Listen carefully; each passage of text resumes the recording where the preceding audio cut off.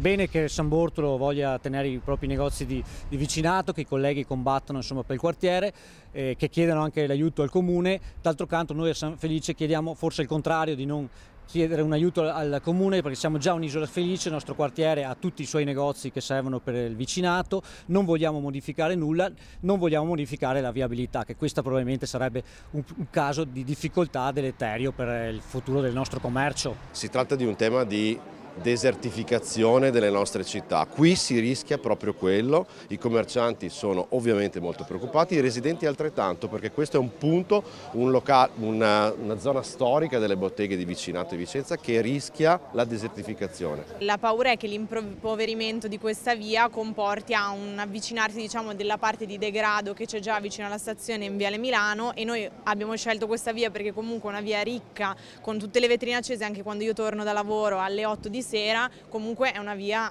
piena, abitata, e questo sicuramente ci preoccupa. Mi preoccupa il fatto che, avendo un'attività di arredamento, credo che il problema più grosso sia quella mancanza di parcheggi, e comunque i nostri camion per caricare e scaricare come faranno in 7 minuti, 8, dove c'è il passaggio di un tram, non aprono neanche la porta del coso, quindi sarà una delle attività più penalizzate. Gli autobus attualmente sono pieni alle 8 del mattino quando portano i ragazzi a scuola, a mezzogiorno quando li riportano a casa, però per il resto della giornata, e noi qui li abbiamo contate le persone che passavano, sono praticamente vuoti.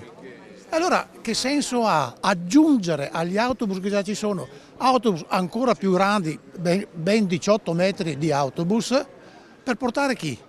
Non ci vengano a dire che servono per portare gli anziani. Il problema per i residenti: c'è un grosso punto interrogativo sui valori degli immobili, ci sono anche ragazzi giovani che hanno appena fatto un mutuo, sistemato le case.